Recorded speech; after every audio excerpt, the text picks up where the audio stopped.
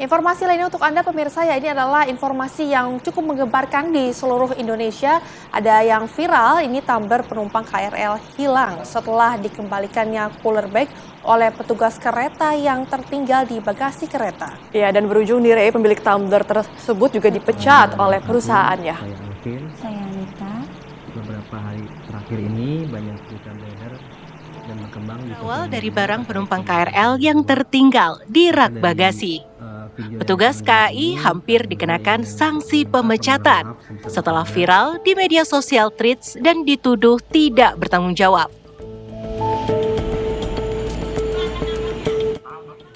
Akibat kecerobohan seorang penumpang KRL yang meninggalkan barangnya membuat kericuhan di media sosial. Pada tweets yang diunggah oleh penumpang memperlihatkan pesan yang berisi meminta petugas untuk mengecek CCTV dan melakukan tindakan sesuai SOP. Hal tersebut ramai dan membuat warganet geram. Berawal dari sanksi pemecatan pada petugas KRL dan pada akhirnya mengakibatkan pemilik tumbler tersebut diberhentikan oleh perusahaan tempat bekerja.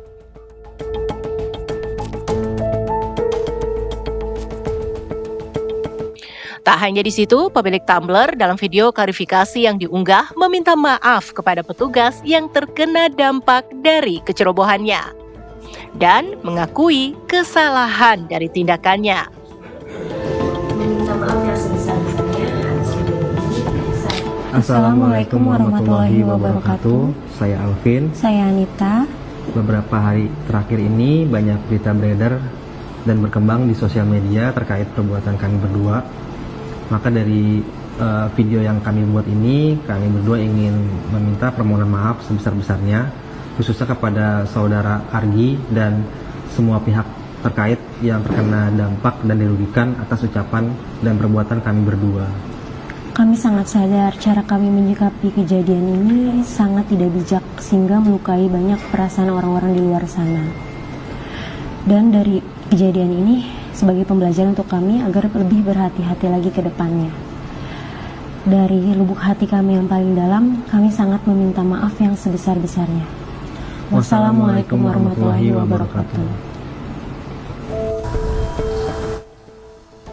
Masyarakat pun menuntut pertanggungjawaban penumpang atas tindakannya yang membuat petugas KRL terancam dipecat.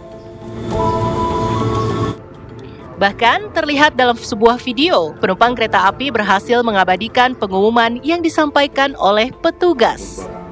Uniknya, secara detail, petugas mengumumkan tumbler sebagai salah satu barang berharga lainnya. Pengumuman tersebut sontak membuat penumpang tertawa. Apapun barang berharga lainnya seperti tumbler, dihimbau untuk yang membawa tumbler, dihimbau untuk selalu menjaga barang bawaannya agar tidak merasa kehilangan, tertukar ataupun ditukar. Kehilangan bukan tanggung jawab perusahaan. Atas selanjutnya kami ucapkan terima kasih. Pemberhentian selanjutnya Stasiun Karawang. Petugas mengimbau kepada seluruh penumpang kereta untuk tetap menjaga barang bawaan agar tidak tertukar, tertinggal, ataupun ditukar sebagai bentuk tanggung jawab pribadi.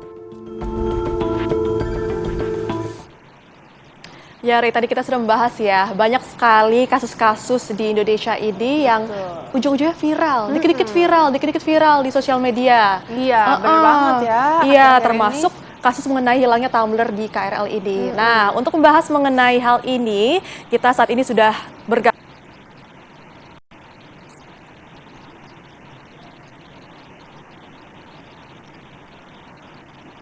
Siang, Mas Tuhu. Halo, selamat siang. Iya, Mas Tuhu, ini kan cukup menggemparkan ya, kemarin ini kejadian di mana ada tumbler hilang, lalu juga tentunya menjadi viral di media sosial. Lalu bagaimana Mas Tuhu ini melihat dinamika kasus tumbler hilang ini yang menjadi isu sangat besar sekali di media sosial? Ya, kalau saya melihatnya ada beberapa faktor ya. Pertama adalah ketika ini menjadi viral, curhatannya menjadi viral, dan kemudian menjadi besar karena ada ancaman pemecatan gitu. Dan ini menunjukkan sekali lagi ada ketidaksiapan terutama brand gitu ya, perusahaan ketika ada situasi-situasi yang menuju krisis atau situasi-situasi yang urgen. Ada isu-isu ketika viral, mereka tidak siap secara internal, lalu kemudian malah membuat situasi menjadi lebih berat. Gitu. Coba kalau misalnya kemarin itu langsung diselesaikan dengan cepat, maka mungkin situasinya tidak seheboh sekarang gitu ya. Jadi situasi menjadi David versus Goliath ketika karyawannya yang dianggap innocent, terus kemudian dia menjadi korban gitu kan. Jadi akhirnya itu yang men-trigger kemarahan lebih lanjut bagi netizens. Kira-kira seperti itu, Mbak. Oke, artinya ini juga netizen jadi marah, jadi kemana-mana begitu imbasnya Mas Luhut. Tapi kami juga ingin tahu mengapa sebetulnya opini Iya, warganet ini kemudian bisa menekan perusahaan, bahkan hingga petugas untuk terancam pemecatan pada akhirnya. iya. Karena gini ya, ini kayaknya sekarang fenomena karena ada media sosial. Terus kemudian fenomena cancel culture gitu ya, yang bukan hanya terjadi di Indonesia, tapi juga misalnya di Korea gitu ya. Dan ini kan terjadi di banyak tempat ya. Jadi tipikal netizen adalah dia menjadi semacam hakimnya. Kayak kemarin bahkan beberapa kasus yang sebelum-sebelumnya juga seperti itu kan. Jadi kemudian ancaman ini melebar kemana-mana kayak si pelakunya kemudian perusahaannya diancam untuk kemudian untuk dipecat dan lain-lain gitu ya. Jadi kayak ada hukumannya hukuman sosial gitu. Dan ini menarik di Asia sepertinya seperti itu gitu ya. Jadi kayak pressure komunitas komunal itu memberikan pressure pada perusahaan untuk quote unquote memberikan hukuman gitu ya. Satu sisi itu juga bagus untuk balance gitu ya, bagi keseimbangan memonitor.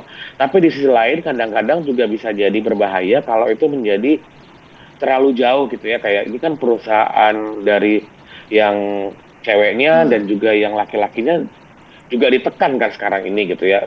Tolong itu dikeluarkan, bahkan yang perempuan kalau nggak salah sudah keluarkan gitu ya. Terus di sisi lain bagusnya adalah si petugas KAI-nya akhirnya tidak jadi dipecat gitu ya karena ada balance dari dari netizens gitu. Dan ini juga menunjukkan sekali lagi dari sisi perusahaan yang besar ketakutan itu luar biasa dan kemungkinan asumsi saya ya, jadi di internal itu belum punya SOP yang sangat jelas bagaimana ngelola situasi semacam ini. Ketika terjadi kepanikan, ya udah ini udah viral, berarti kamu yang harus tanggung jawab. Ini kan sebelumnya pernah terjadi juga ketika waktu itu kasus di Plaza Indonesia dengan security gitu ya. Harusnya kita belajar dari situ juga sebenarnya, gitu.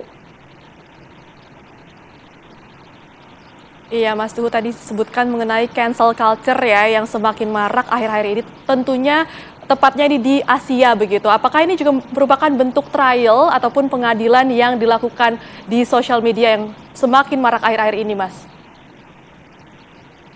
Betul sekali, itu di Asia kayaknya trennya seperti itu ya, di trial by media sosial gitu ya. Di satu sisi ini menarik fenomena ini gitu ya. Jadi ada sebuah balance of power gitu ya, keseimbangan untuk memonitor publik. Tapi masalahnya ini juga nanti bisa menjadi sangat rapuh dalam artian bisa ditunggangi gitu ya, bisa publik ini kalau secara teoretikal itu kan disebutnya wisdom of crowd. Tapi ternyata crowd itu tidak benar-benar wisdom, dia bisa juga dimanipulasi oleh kepentingan-kepentingan lain atau bisa menjadi terlalu di luar batas gitu ya. Kayak yang sekarang beberapa perusahaan yang terlibat juga akhirnya terlibat dalam artian dia berafiliasi dengan pelaku-pelaku di dalam dalam situasi ini juga kemudian terimbas gitu. Dan ini kan kalau saya bilang sama corporate kita harus hati-hati dengan situasi kayak begini. Kadang-kadang kita mikirnya kalau ada masalah itu karena kesalahan dari perusahaan. Nah ini kan kesalahan pribadi dari kebetulan pegawainya kemudian mengimbas pada perusahaan gitu. Dan ini yang harus diantisipasi juga, trial by netizen dan trial by the social media harus diantisipasi oleh perusahaan bagaimana dia mengelola situasi semacam ini, termasuk tuku gimana dia mengelola situasinya gitu kan jadi penting kan. Dan ini harus diantisipasi oleh semua perusahaan atau bahkan individu ya, entitas individu yang kemudian dia menjadi seorang public figure misalnya. Oke, artinya ini perlu adanya monitoring juga dari perusahaannya itu ya Mas, karena kan ini kesalahan juga bukan hanya dari perusahaannya, tapi individunya juga mana tahu ini yang salah adalah individunya yang berimbas juga kepada perusahaannya. Tapi Mas, ini juga sedikit mungkin pelajaran bagi publik agar tidak mudah menghakimi, ini harusnya seperti apa, Mas? Nah, itu juga. Jadi publik juga harus bisa apa ya? Kalau tadi kita lagi diskusi juga gitu ya, bahwa publik ini juga harus lebih rasional melihat situasi gitu ya. Sejauh mana dia menekan gitu ya. Jangan sampai ini menjadi menekannya itu jadi membabi buta gitu ya. Semuanya disalahkan. Gitu. Bahkan perusahaan-perusahaan yang tidak terlibat di situ pun jadi terlibat karena ada salah satu oknum pegawainya yang ada di dalam situ misalnya. Dan jangan sampai juga kadang-kadang kan netizen ini jadi mengulik-ngulik hal-hal yang sangat pribadi. Misalnya dia menyerang anaknya, dalam beberapa case dia menyerang keluarga orang tuanya, itu kan kasihan juga ya. Dalam artian misalnya nih, oke, orang ini bersalah, tapi apakah kemudian pantas kita menyerang keluarga terdekatnya dia yang tidak tahu apa-apa terhadap situasi ini gitu. Jadi sebagai netizen kita juga harus punya etika gitu ya, sejauh mana mungkin memang ada ketidakadilan, sejauh mana itu memang ada kesalahan, tapi terus kemudian sejauh mana kita boleh menumpahkan kemarahan gitu ya, dibatasin gitu, karena kita sebagai manusia juga kan tidak sempurna. Bayangkan kalau itu nanti terkena pada keluarga kita atau bahkan nanti mungkin diri kita sendiri. Jadi kita juga harus mempunyai batasan-batasan dan toleransi serta etika kaitannya dengan itu.